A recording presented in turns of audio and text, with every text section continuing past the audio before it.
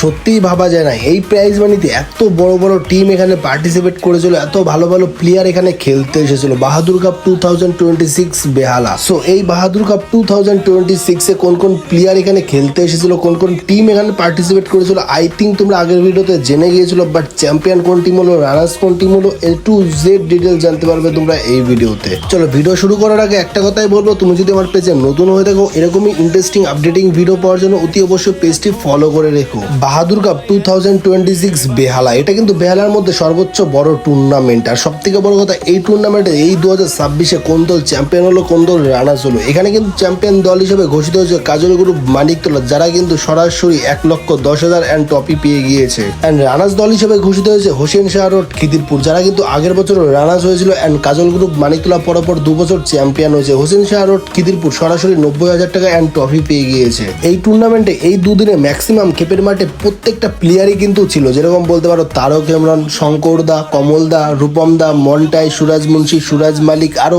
অনেকেই।